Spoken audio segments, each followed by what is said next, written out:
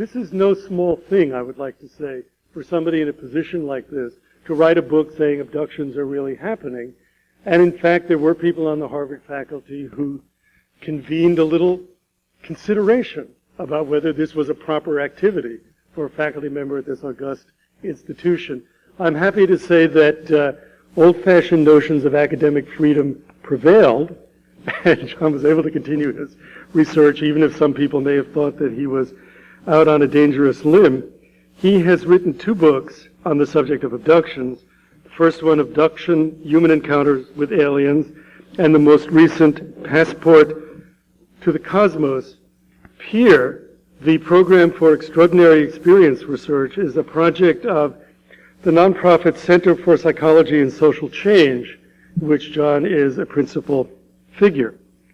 With that, I introduce John Mack, whom we're very honored to have with us today.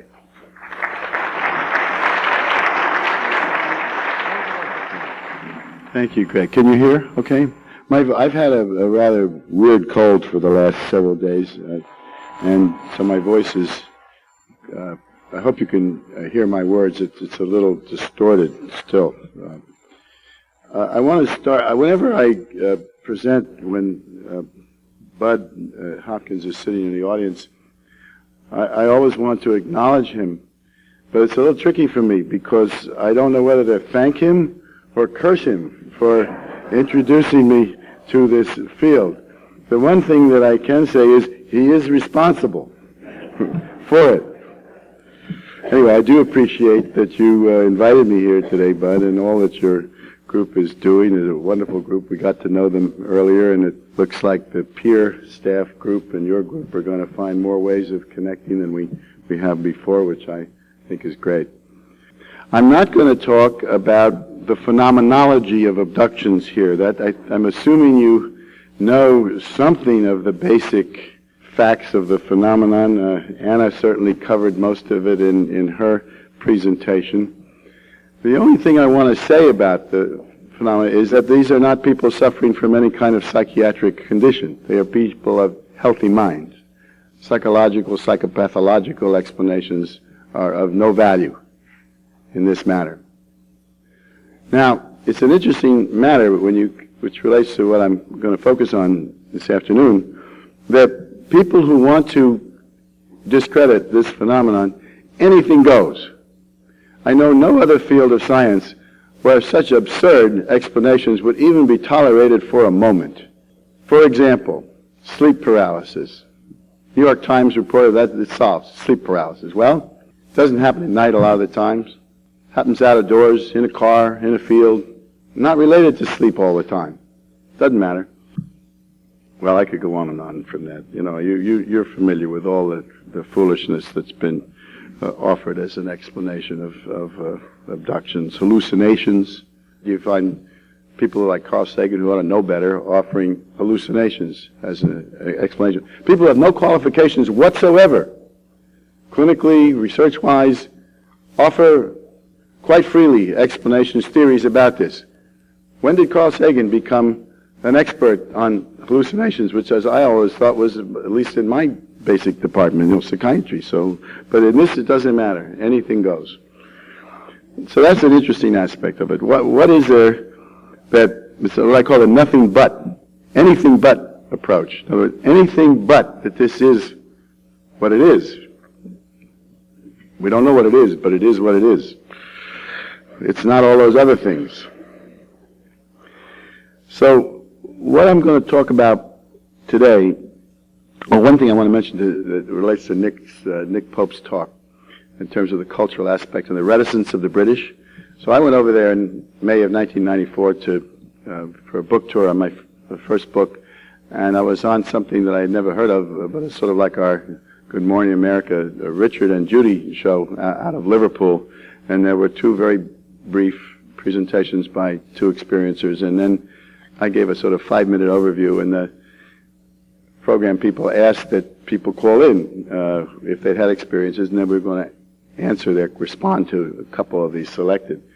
They had 6 or 7 phones going for the next 20-25 minutes, full out. They got 600 phone calls, most of which involved reports that sounded like authentic abduction experiences, including many that had the aliens with the black eyes. I've never been able to talk about this, I never have, but since your program occurred, and on and on and on.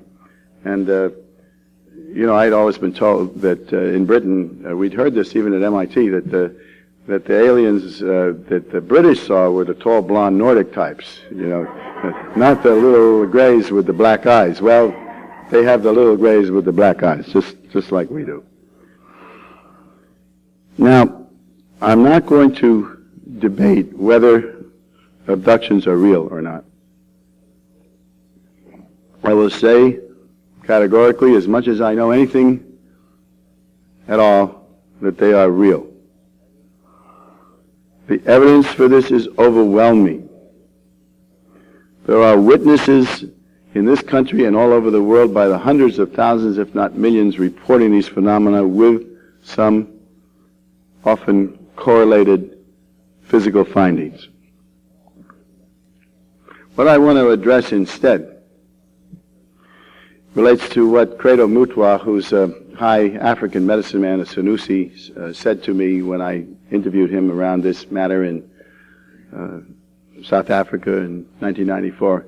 He said, Dr. Mack, when you go back, tell those Americans, tell those scientists to stop quibbling about this matter. This is real. These beings are trying to warn us. There is danger in the world. We must take this seriously. However, we go on quibbling, and worse. And that's what I want to talk about. I want to move beyond the question, is it real, and the debates around that. There are interesting philosophical questions in how we decide what's real, in what way is it real. But this is real. There's no question about it. The reason I want to go over this is I think if we can diagnose what we're up against in terms of the resistance in the culture, individually and collectively, then we can be more effective in communicating what we have to say on this subject. All right. Works. Okay. Bud Hopkins often likes to say, this is the biggest story that's ever happened in humanity, which I can't quarrel with too much. But if the encounter with alien beings is the biggest story ever, then why hasn't our culture fully gotten it? Okay, that's what I want to talk about. Whoops. No, wait a minute, I got to go back. Hold on. Oh my goodness. Oh, wait a second. All right, yeah. Now, you don't have to memorize this because I'm going to go every one of these points, but this is sort of a list of the whole thing that I'm going to go over. So just we'll take them one by one. First is, well, we get told we haven't collected enough physical evidence. It's not true. The physical evidence is very extensive.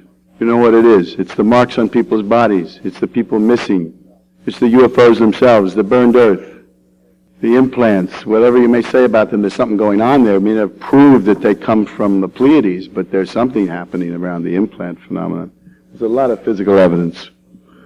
So when you hear that there's not enough physical evidence, you should be thinking about who's saying that and why. There are many excellent reviews of the physical evidence. Now you can argue whether it's robust enough to satisfy by itself the requirements of material science. But taken in conjunction with the reports of the experiences, it is quite intense. Next is we have a lot of evidence, but we haven't presented it well enough. I don't agree with that. I think the presentations have been by and large excellent and extensive and thorough. Stan Friedman is not an abduction researcher, but he must have given thousands of talks absolutely persuasive on the subject of UFOs with overwhelming information. On that alone, this should be accepted. Now, the one area where I think we might be faulted has to do with one of the ones that is coming up, which is in the philosophical area, which I will mention soon. Now, I'm not an expert in this one, but there's no doubt that there is a huge amount of denial, disinformation, avoidance at the highest levels of government, media, scientific community, academia. I mean, I've run up against a lot of it myself. I don't know how much of this is collusion and conspiracy. I'm not a conspiracy theorist. I think there's enough deeper reasons among the elite for not wanting this to be true that it doesn't have to be as systematic as that. But there's definitely something here that we're up against, which we need to understand better and to refine. Now, this is a big one. I'll say a little bit of what I mean by this, because I was raised this way myself. Starting around the 16th, 17th century, a split occurred and widened between science and religion. Kind of a deal got made. I don't think anybody actually wrote up a contract and, signed it and all that. But by and large, an accommodation occurred whereby, as science was becoming more powerful with Newton and Descartes first and then Newton, that the material world and the study of the material world would be left to science, and the study of the psychological or the spiritual world would be left to religion. Now, I'm not going to get into a big discussion about how artificial that split is, and the books are being written about this. But one thing that was a product of this split is that little by little, the scientific materialist worldview won over. So that whereas Newton would speak about the material phenomenology in a context of a universe that contained soul, that was sacred, little by little, all that was sacred was lost as well. So all that was left was a purely Western material worldview. Now, what that requires, then, to have a dominance of that worldview is that you have to have a point of view that voids, that's a verb that Richard Tarnas, who's written about the history of the Western mind, the book he calls The Passion of the Western Mind. You have to void, that is, remove from the universe all other intelligence.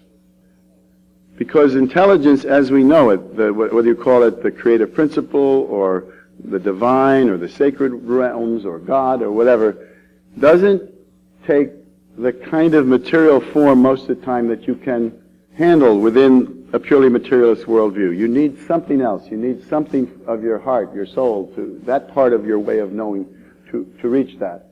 So a purely materialist worldview that has voided the cosmos of all intelligence then requires that the principal intelligence be located in us, as we then become the supreme intelligence in the cosmos.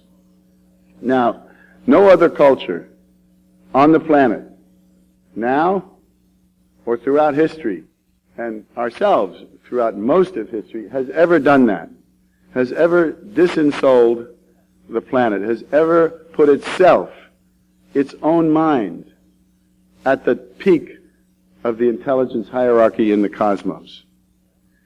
Now, having done that, when some creatures, beings, entities, whatever you want to call them, good guys or bad guys, it doesn't matter, starts to show up in craft that is, Nick said, can run circles around our craft, can enter our worlds without our having any control of it, seemingly with a higher intelligence, a higher, at least in some ways, capabilities of intelligence that we do not possess.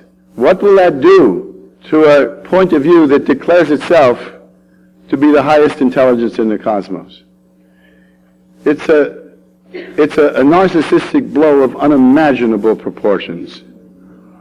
It absolutely is shattering, if taken seriously, to the arrogance of the Western worldview.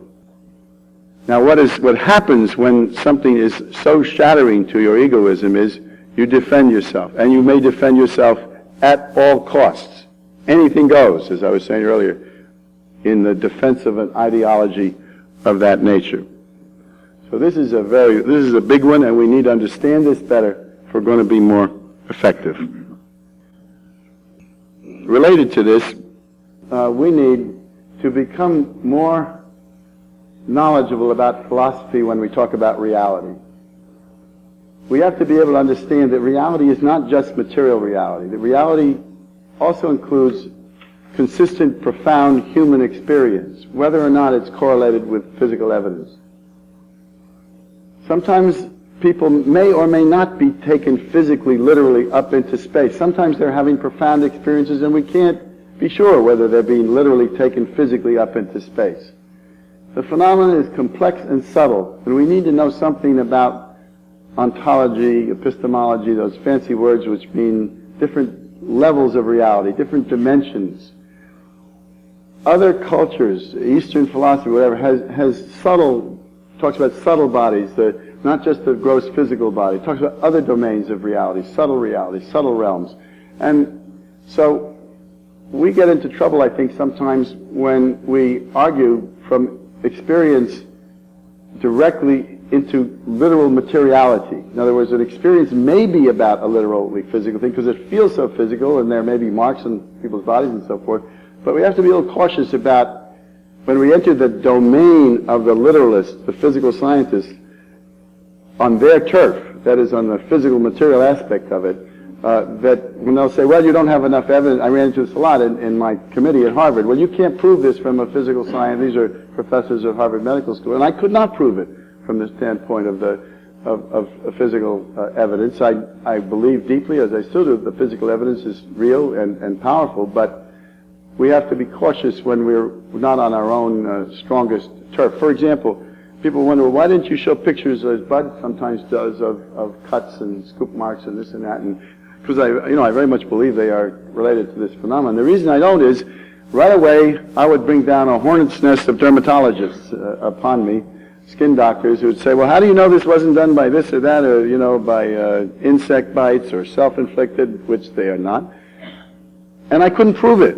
I mean, they'd say, well, you're not going to get a dermatologist anywhere to say, well, that's the typical mark of the aliens.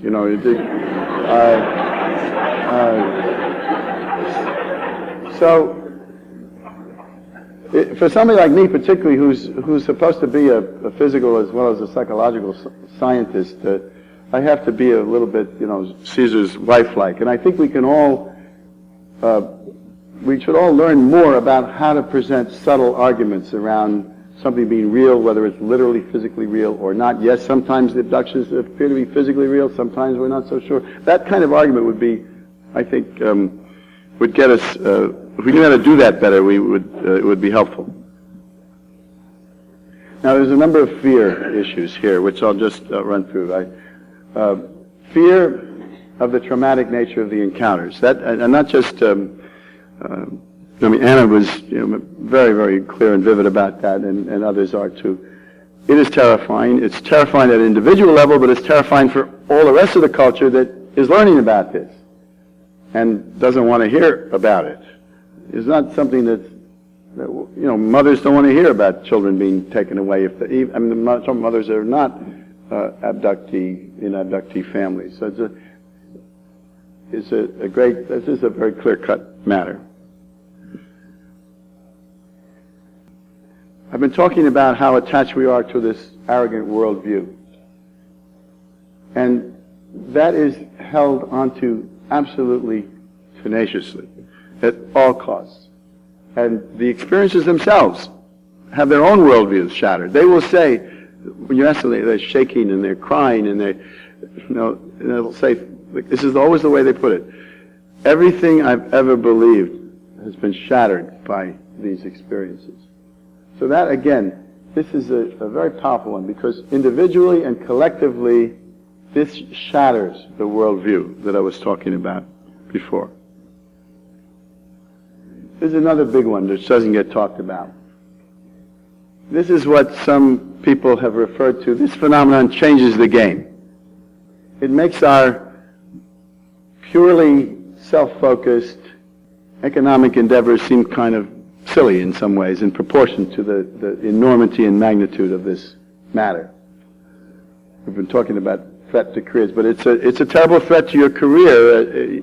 I know, we were talking about airline pilots and military people, and Nick was talking about, don't want to report this. And that's consistent through a lot of professions, that this is a major threat to people's situation, politically, economically. And in the government, if the government starts admitting publicly that there are craft that can run circles around all of our defense systems, that would be quite, that wouldn't do well for the higher ups in the defense establishment. So that this is another major one. Just on a slightly humorous note, I have a very good friend and supporter. Some of you know Rudy Schild, who's astrophysicist at Smithsonian Labs in Cambridge. And he's the guy who figured out the mathematics through using laser gravitational methodology of when the Big Bang occurred. But he's very taken with the power of what the abductees are telling and what we've been discovering about the universe in this work. So we agreed we were going to have lunch one day. And I, at that time, was living across the street from the Smithsonian Lab, so we agreed to meet in the parking lot across the street. And he said, facetiously, but also seriously, I can't be seen here with you. We got to go someplace else to have lunch. Because, and then he waved his hand at the buildings there, maybe hundreds of millions of dollars worth of equipment. And he says, all of this is threatened if what you're talking about is real. So I believe it, but I got to get out of here. He also wanted to write something about the UFOs and the evidence for it, and he said, but if he does so, he would need to do it under a pseudonym, or he would. But he's got the courage at least to host meetings at his house and to speak up on this subject, and is now, I think, kind of well identified with his support of this work.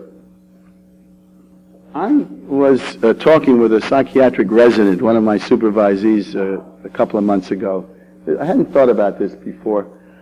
And she said, it's not that I don't believe you, or it's not that I don't think what you're doing is right, and she's very open to this. There's something I don't like about it. It's not just fear, it's something, whether it's the reptilian ones or the medical, surgical ones, the probes. It wasn't the same as fear. It was just something, I don't want to deal with this. I don't want to think about this. It's not nice. It's awful. It has this sort of, it's a category I'd never thought of before, and maybe others have some thoughts about this. Now, this is a little bit sensitive, but I think it's generally important that we need to think about this. There seems to be insufficient care of people in this field publicly attacking one another. A too great readiness to yell hoax or attack other people's works. Now, if you're in this kind of sensitive situation, maybe you can afford that in an established field, but in a field like ours that is on trying to find its ground, this is very damaging because the public just, the media just love to play us off against each other. So I don't know what to do about this except I think it's very serious and needs to be paid attention to. I received a letter. Some of you may know who Ken Ring is. He's a psychologist who studied near-death experiences and also this phenomenon as well, and we've been trying to figure out what to do. And he says about getting this same thing we're talking about here, what to do about making the communications more effective. And he said, apropos of our conversation in the section of your chapter called Worldviews and Resistances to Knowledge, just last night I caught an episode that was especially hilarious. It featured an earnest young politician who, in a moment of unwise candor, confesses to Fraser, who, as you must know, is TV's leading loser psychiatrist, that he has been abducted by aliens, which immediately sinks his ship as far as Fraser is concerned. He winds up getting 8% of the vote in a two-person race. This is also what you are up against, John. It is not just materialistic science or Michael Zimmerman's anthropocentric humanism, etc. It is Jay Leno and TV humor, which is more devastating still in some ways. I mean, I roared when I saw the show. I nearly convulsed, and I'm sympathetic. To me, this is just the legacy of a literal standard American interpretation of this phenomenon. Really, it is to laugh. Against such broad humor, your carefully etched strokes and shadings might well be too subtle even to register on the public mind. Now, I presented this at Peer, this problem, this letter, And Roberta Colasanti, who's our clinical director, woke up inspired one night with a response to this, which I will show you. 10 reasons to know that you've been abducted, okay?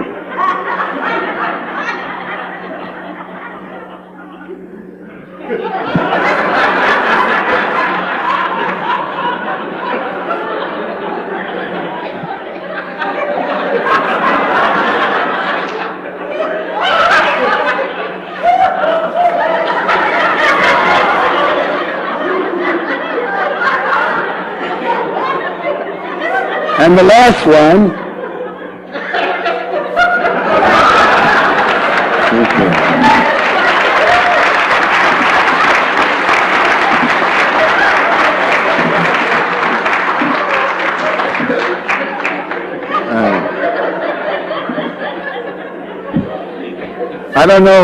I don't know whether Roberta will try to hang on to the copyright for that, but I think you're all free to use it.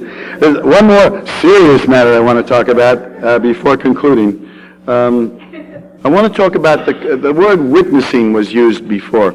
Now, witnessing is a wonderful word. It has deep meaning. It's not just noticing. It's deeper than that. It has to do something sacred in the word. It means if you're talking about a witness has had an experience. A witness noticed something in a deep, important way. And we talk about experiences as witnesses. And I think that's not just coincidence. There's some sense in using that word that these are people onto something really profound. Now, some of you may have heard of Father Corrado Balducci. Professor or Father Balducci was the Vatican demonologist until a few years ago, head demonologist. Now, I didn't know the Vatican had a head demonologist, but he has long experience with all sorts of dark matters in the Catholic Church, and he's retired from that, but he still wears the cassock. And people say, well, is he speaking officially for the Vatican or not? He says he's not speaking officially, but he also says that what he's saying is okay from the standpoint of the Vatican.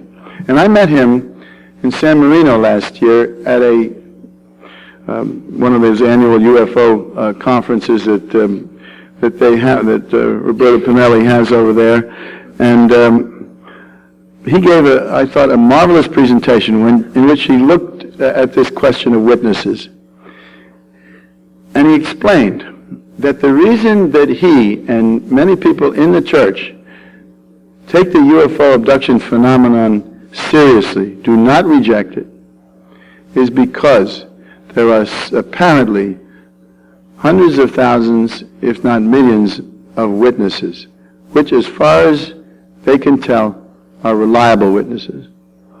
And the church has always relied upon witnesses for what is truthful, whether it's a miracle or it's somebody claiming to see an apparition of the Virgin Mary. They examine, much as a psychiatrist would actually. They now use psychiatrists and psychologists to validate, legitimize witnesses. And this phenomenon suggests that there are other beings in the cosmos that are real and that should be taken seriously. But then he went on to say something else which I thought was even more important. And he asked the question, what happens in a society when you stop believing reliable witnesses? Because everything that holds a society together is dependent on the trust of witnesses. When parents tell children about the world, they are witnesses to reality. And if a child, by definition, does not trust what the parent is saying, the whole relationship is completely destroyed. Similarly with teachers and students. And of course in the courtrooms we know we depend on witnesses. So if you don't trust witnesses, you don't trust reliable witnesses, then the whole basis of a social structure falls apart. So the distrust or the non-acceptance of the stories, the truths that UFO abduction witnesses are telling, imposing the tyranny of belief that says this is not possible. This is threatening to our social structure way beyond the question of is it kind or unkind to abductees or not. It is a profoundly unethical position. It is not a scientific matter. It is a matter of ethics and morals. And I think we have not addressed that dimension of it adequately. So I want to conclude with three quotes. One is from an experiencer. First one, the other two are from poets. The experiencer is a woman that I've been working with for quite a few years. She's a black woman in her late 30s. And we were talking about the matters that I'm talking about with you here. And this is her viewpoint. She said, the aliens are like a slap, a wake-up, like a loud alarm clock. You become a doorway, channels that were asleep open. You become charged at a cellular level. It's a tool of awakening. Society is a huge ego, and what you're presenting is an attack on that ego. It shows that there is something greater there and more intense, something greater than us. It also breaks apart, quote, these realities, unquote. It gives people freedom. This society brings a slavery of the mind and spirit. What you're presenting is a key to freedom, connection with Source. They will remember how to treat their own bodies. When they remember Source, they realize they are infinite, immortal, have unlimited possibilities, are non-ending. See, this never deals with whether the aliens are good guys or bad guys. It has to do with the fact that they exist and are coming from somewhere. But it requires an exchange of energy. You have to work through the pain. It isn't all just love and happiness. That's for sure. It takes courage. It takes faith. It will force you to step out there. You become vulnerable. No one wants to be vulnerable. We will remember how to read each other's minds, and then there will be no secrecy, for everything will be known absolutely. You can't lie to me or me to you. Reclaiming our sense of sourcedom is, quote, too intimate, unquote. You can't be this, that is, the way we are in the material sense, and be all you are. You become open, flowing, a channel, back and forth, you know.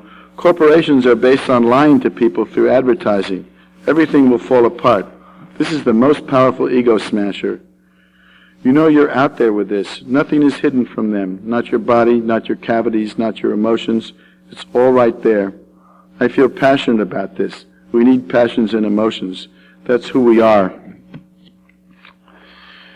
And then poems.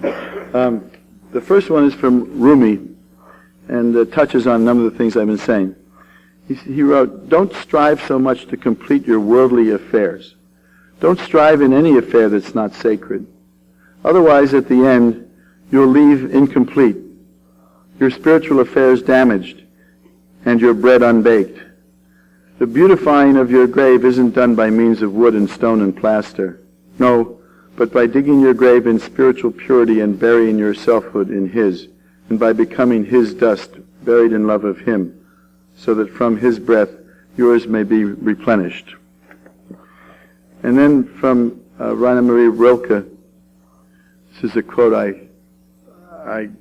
some of you probably heard me present it before, but it always seems to capture, often captures what I want to say. That is at bottom the only courage that is demanded of us. To have courage for the most strange, the most singular, and most inexplicable that we may encounter. That mankind has in this sense been cowardly, has done life endless harm. The experiences that are called visions, the whole so-called spirit world, death, and all those things that are so closely akin to us, have by daily parrying been so crowded out of life that the senses by which we could have grasped them are atrophied, to say nothing of God. Okay, that's it. I'd like to open this up for you to take questions.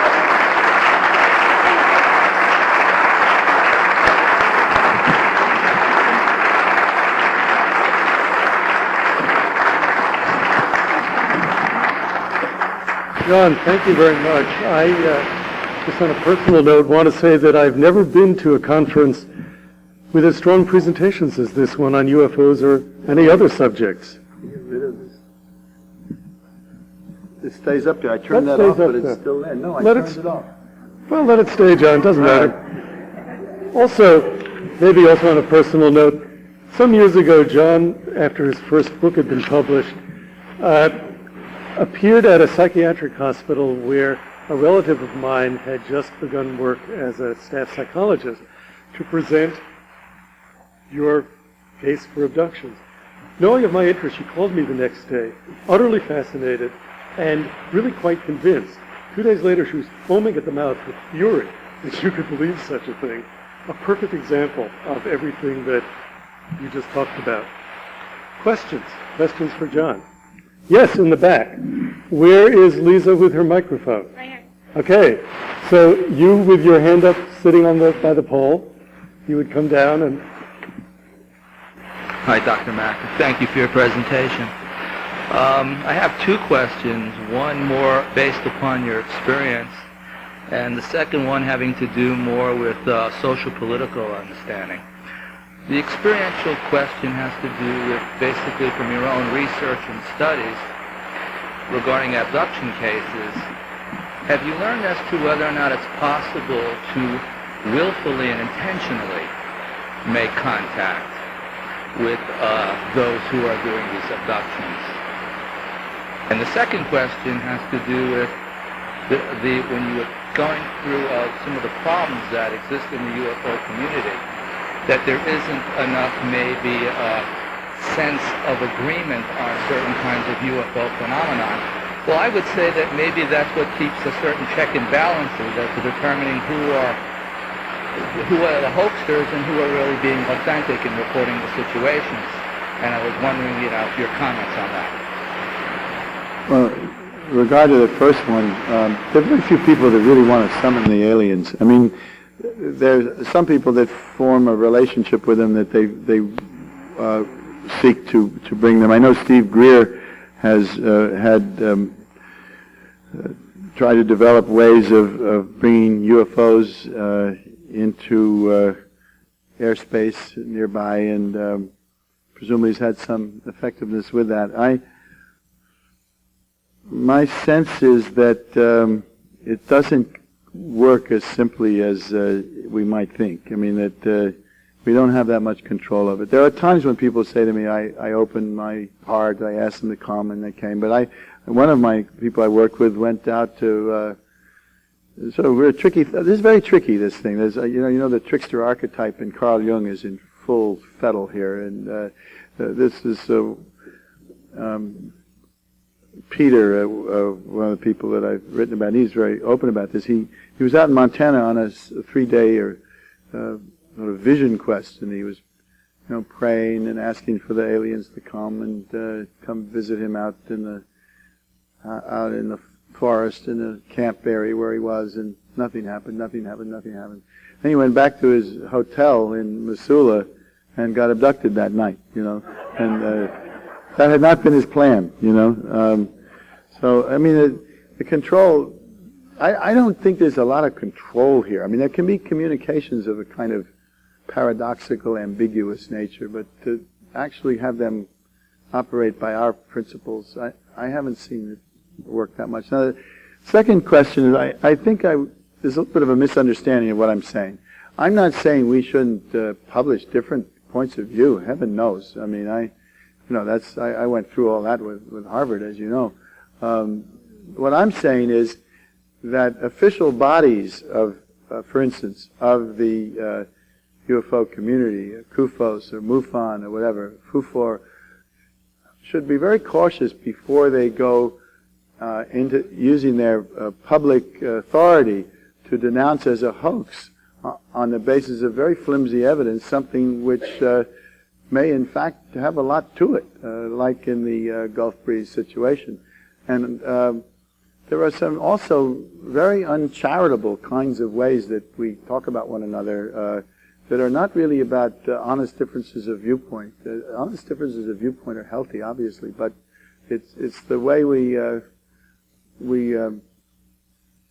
address one another that I think often, and I think it has to do with where we are arrayed around some of these ideological matters that I was talking about earlier, that brings out that kind of sometimes rather thoughtless, angry way of communicating. More questions?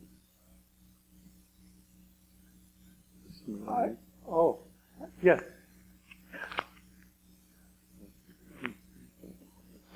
Dr. Mack, you spoke of meeting the head demonologist of the Catholic Church last year.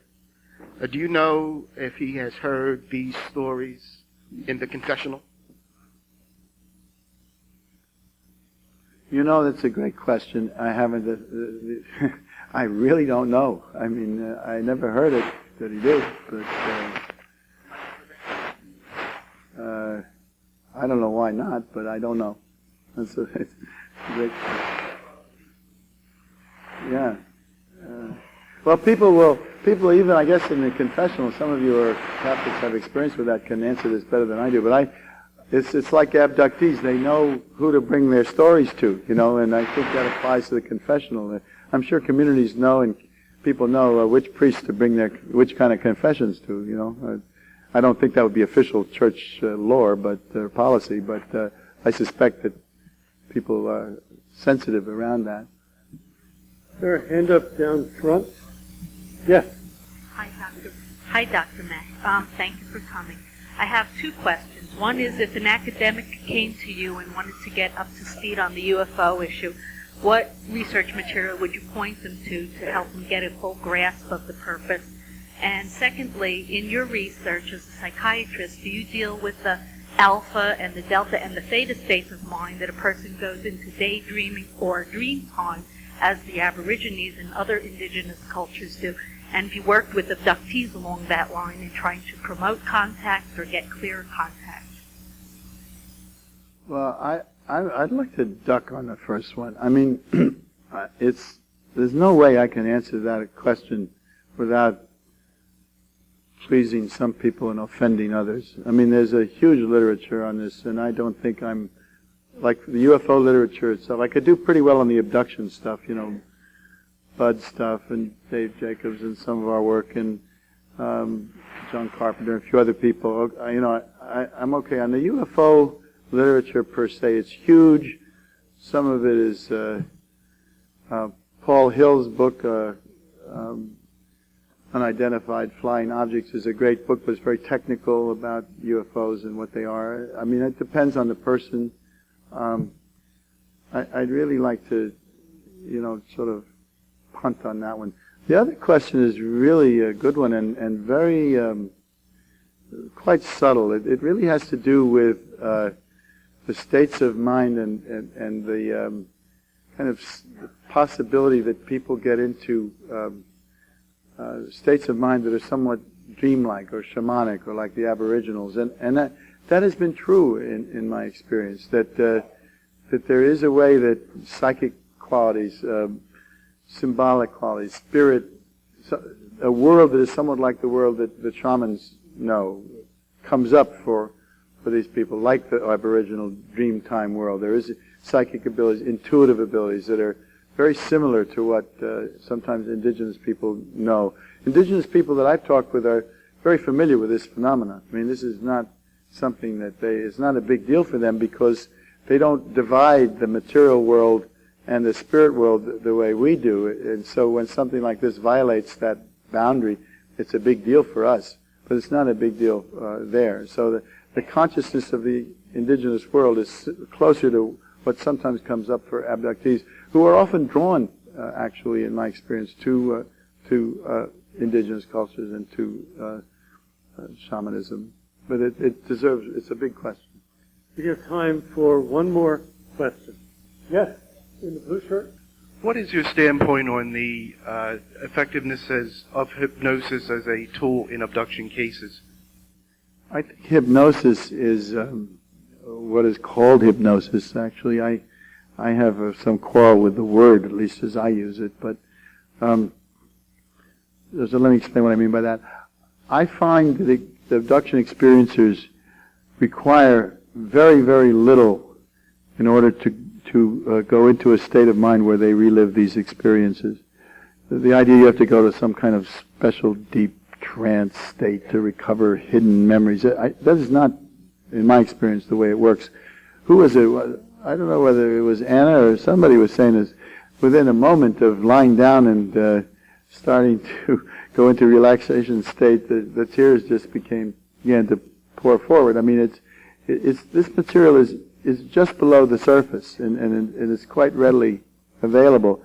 And although you can get a great deal of it just by face-to-face conversation, so much energy is expended in face-to-face conversation trying to keep your thoughts straight and identify the proper social cues to be appropriate, that an exercise which just allows a person to relax and to be fully attentive to the inner world and what's coming up in the way of memories can be extraordinarily useful and extremely powerful. I think it has to be used wisely.